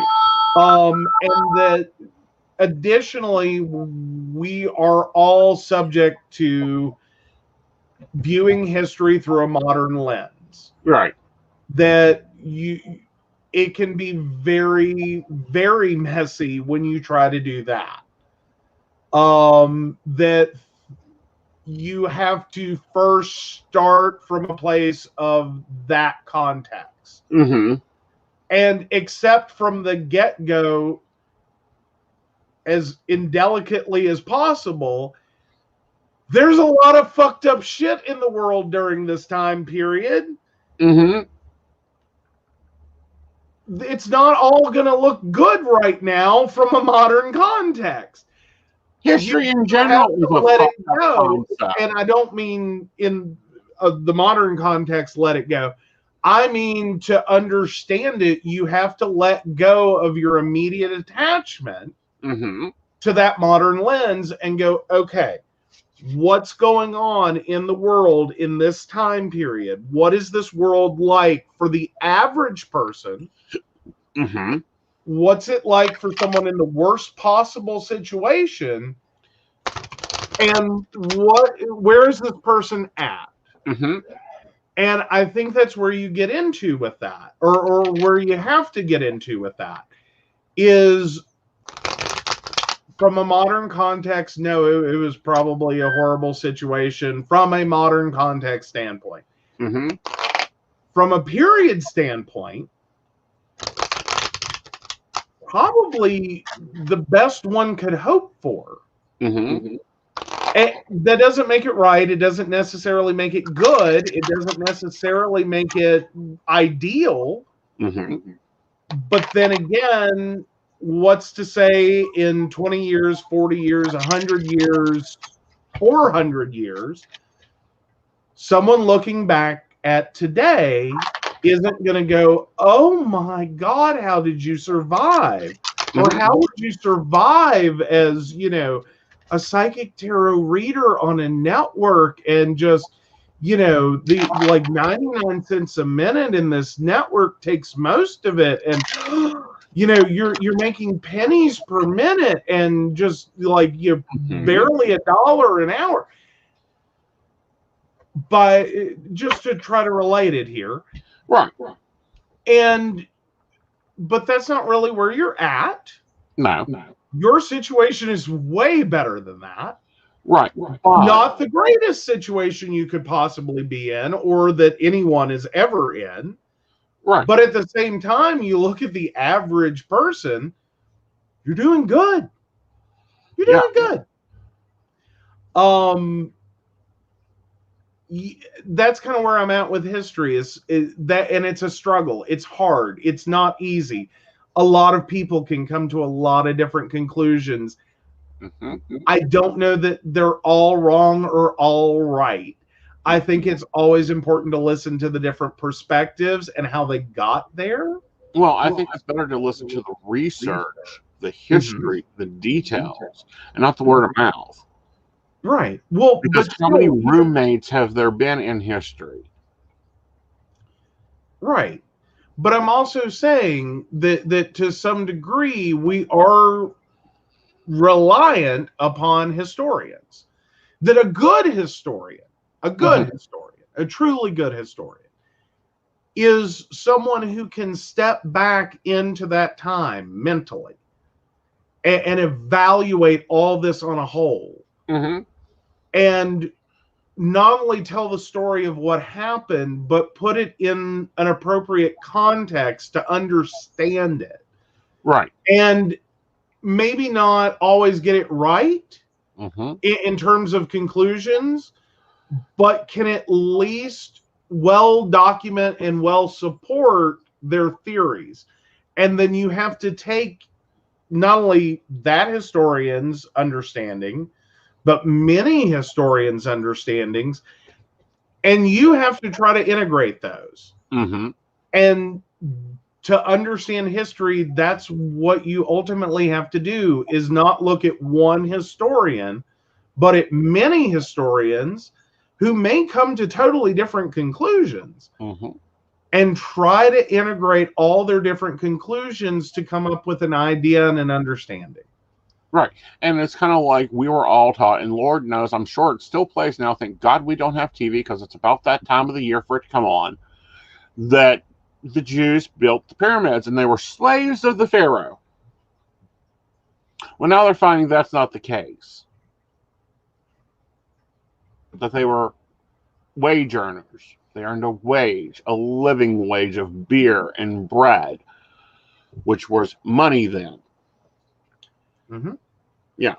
Well, all right. Again, so we've got two questions here. Let's get that. Okay. All right. So Ashley, 82696. What is the significance behind the color red? Is there any reason I would be drawn as a Virgo right now? Virgos are kind of a little bit all over the place right now. Red in general is activation. It's healing, it's love, but it's also active. Anything active, get moving. Being drawn to metaphysical stores, that's a possibility of you trying, you're supposed to connect with a metaphysical community or grow metaphysically or spiritually, which you have been doing, Ashley, on your own. Plus, there's been a lot of growth in metaphysical stores recently. It's getting ready to be a booming industry, and if people do not, wisen up to it, they may be out of business. All right, so Mary's got a question. Yes, Mary, 112857. Where JLB and I are staying, we are going to leave soon. Does this building have bats?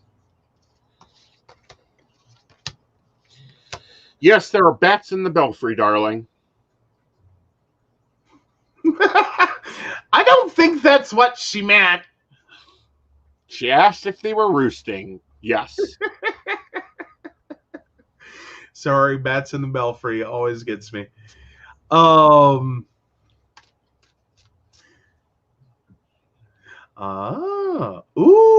Shannon's got a new car and a new house rental. Ooh, Shannon got a lot of responsibility. Congratulations. Ooh. Yes, Botanicas. Love a good Botanica. If you find one, please ask them if they do shipping. I need war water. I need some Florida water. I need some other things that are quite wonderful. Mary comes back with, it was about roosting. Sorry, I can't help myself sometimes.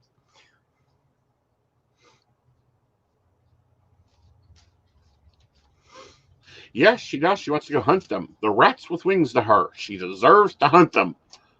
Yes. Yeah, well, and that's sorry, guys. That's if you're not seeing it, that's in response to our kitty Lady Autumn senses them.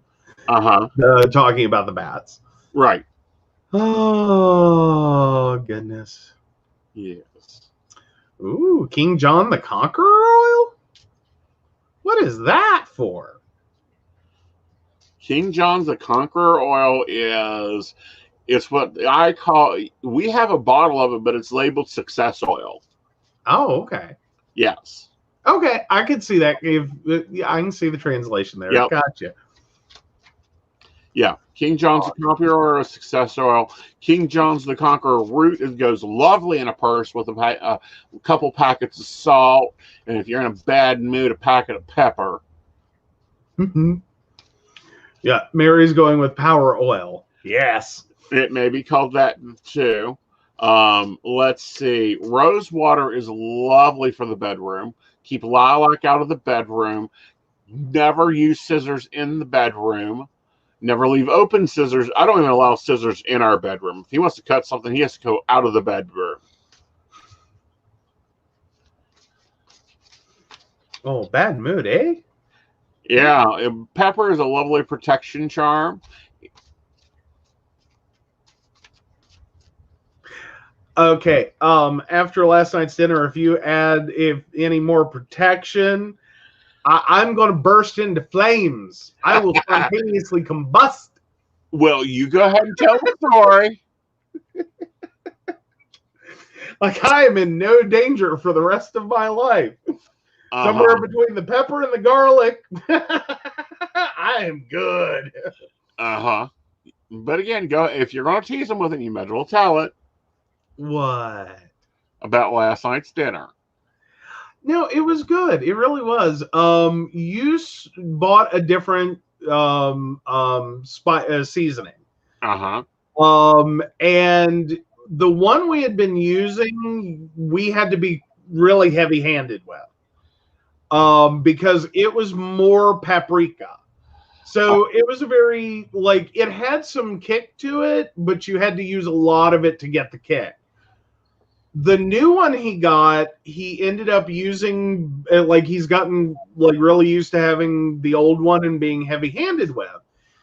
So when he did that last night, the new one has a lot of, chili kick to it. A lot less paprika.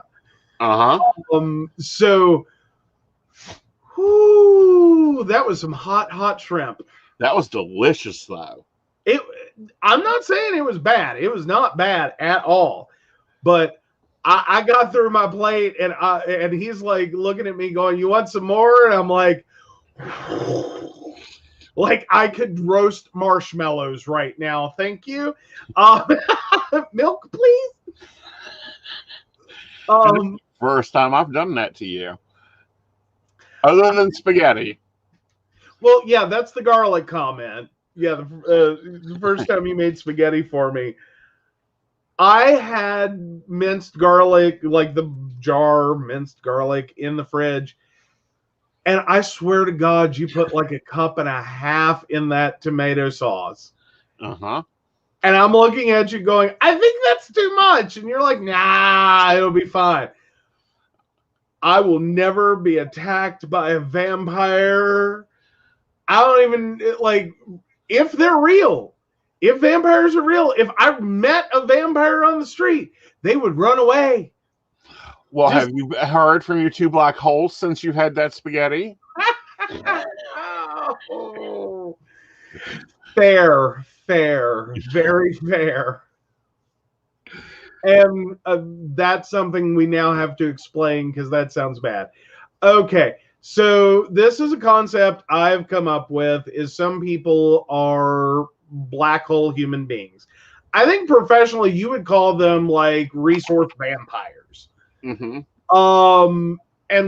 the way I take it, or the way I had to wrap my head around it, is there were a couple of people in my life, from high school, early college era, that you could, they were constantly damsel in distress. And as a moderately empathetic human being, any moderately empathetic human being, you think you can help. These sound like solvable problems. But what it turns into is the sudden dawning realization for me that no, as a human being, you are a giant gaping black hole in which I just keep pouring resources. And no matter what I do, or anyone does, even collectively, no matter what we could do for you, your life is never going to get better because you take every opportunity to make it worse. Not bad things happen to you. You are actively involved in making your life worse. Mm-hmm. So, yeah, I term them black hole human beings. Right. And I had 2 of them, and they are gone now. Yes. They've been gone. So, yeah, take care of that. There you go. And Mary says, Joe, you are describing the yin of a person. I love it. Mm-hmm. Okay. And I don't understand. Says you had garlic until your ancestor says, that's enough. I had so much garlic that night. Uh-huh.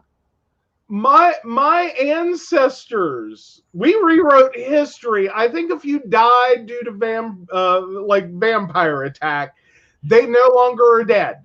Like, that's what we did with the garlic. Like, I'm pretty sure that the amount of gas I had thereafter protected the whole of southern West Virginia from vampires. Well, come to speak of it, there's a few friends gone missing after that, but anyhow. Yes. But no, Cajun seasonings has crushed red pepper in it. Crushed red pepper is good for a number of things, including clearing out sinus infections. Mm-hmm. Someone doesn't have a trash mouth this morning. Mm-hmm. Uh-huh. And Shannon's just like, that just means it tasted good. Yes. But no, your sinuses have been way better today. You haven't had a migraine. Well, hold on. I have to ask Shannon a question yet. Are you talking about the garlic and the spaghetti sauce, which has been a while? Or are you talking about the shrimp and the Cajun seasoning that happened last night? Let me know which one you meant. I have a response for at least last night.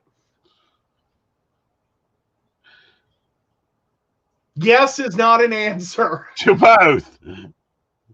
To both. Okay, I will say on last night's shrimp, while tasty, it was sort of like licking a Bunsen burner, based on the flame in my mouth. Like, by the time I was done, I thought I may have coated my mouth in napalm. Like, that's where I was at. Uh-huh. Oh, God, garlic raw? Uh-huh. Oh, no, please, no. No, I can't. No. Like, I get too much garlic. Like, I get a chunk of garlic in something, it's too much for me. I'm not a garlicky person. No, that's why it gets minced up. Yes. Or rehydrated in butter. It's a lovely trick. Because it's already pre-minced for me, so I don't have to sit there and chop it up into little fine pieces. Oh, now Shannon, meanwhile, is going, and Cajun seasoning is staple in my house, along with chili flakes and jalapenos. See, I can do all the jalapenos I want. It's turning into the bell peppers are a real problem for my stomach. Jalapenos, I can eat. My tummy's happy. Not a problem. Mm-hmm. Bell peppers, green bell peppers, God help me. Mm-hmm. Green bell peppers will, like, destroy me. Mm-hmm. I don't get it. Right. I don't get it. Like, sounding like an old person for a second, I had a gallbladder surgery quite a while back. They gave you, like, one, if you ever have this done, they'll give you a, like, booklet of foods that may cause issues. And that's the keywords, may cause issues. Mm-hmm. At first, it looks like things you will never be able to eat again without dying. Not true. Things you want to try in small quantities to see what your body does. Mm-hmm. Because not everyone has a problem with everything on that giant list. But you will find some things on that list you will never be able to eat again. It's usually like 2 or 3. Then you'll find a list of things, which is typically a pretty sizable list, or it feels that way, of foods that you can have in moderation. Like limited quantities, not very often. You'll find a big chunk of things cause you no problem. So if you ever get that list for a gallbladder surgery, don't freak out. It's not the end of the universe, but I can't guarantee you won't lose some of your favorite items, because I will guarantee you something you love is on that list. Oh, yeah. Well, yeah. See, fried foods never bothered me. Go figure that one. Yes, it does. That's for a different reason. That is tocopherol. I can't even remember the word. It's tocopherol is my functional problem. It's oils that have been stabilized is the word I'm looking for. Basically, if you take an oil and you want it to have properties that are different than its natural, or it's an oil that has a problem with separating, use tocopherol chemically to change both the properties of the oil and make it more shelf stable. Right. I can't handle oils that have been stabilized like that. My body, unfortunately, a lot of tocopherol is an aloe derivative. I'm allergic. My body hits those oils and goes, cleanse.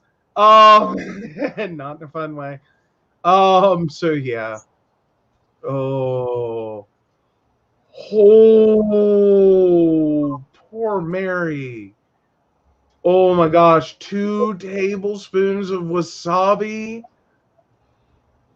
Oh, I'd say he had a good laugh.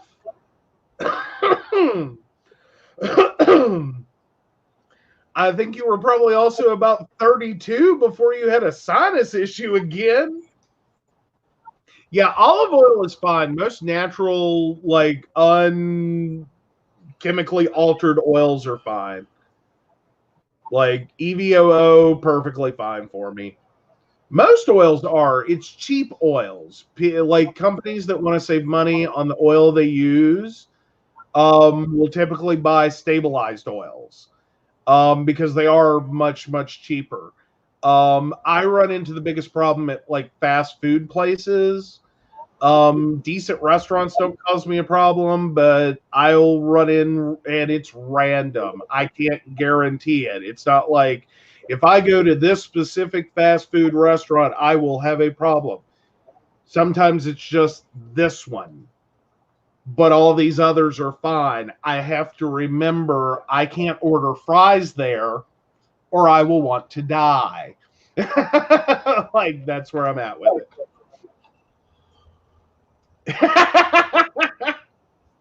So yeah, Mary basically agreed. Yep, no sinus problems for a long time after that. Yep. Oh. My husband used to complain my food wasn't spicy enough, so I took 1.5 pounds of habanero peppers and made a hell sauce. He stopped complaining. I'm surprised he didn't stop living. Just 1.5 pounds? Okay. Yeah. Anywho. Oh my goodness. I'll remember that one. Thanks, Shannon. No. I've never called your food bland. Okay. Ever. All right, guys. We will have to go. We will see you guys next week at Tuesday, and we'll have fun in between. Who knows? We might do a house tour of the new layout of the offices. Absolutely. But we do want to take a moment to thank our baristas. We love our Patreon supporters, and we really appreciate that you have supported the show. So I don't forget anyone, let's wait for them to roll back around so I can read that lovely list. And again, we thank you so much, Beverly Walker, Mika G, Kathy, Mary Winfield, Brenda Bryant, Ashley Guest, Shannon C, and Shannon D. If you'd like to learn more about the show or how to become a Patreon sponsor yourself, how to become a barista and get all the wonderful extras that you get as a barista, please visit pcspnetwork.com. Good night, y'all. Good night.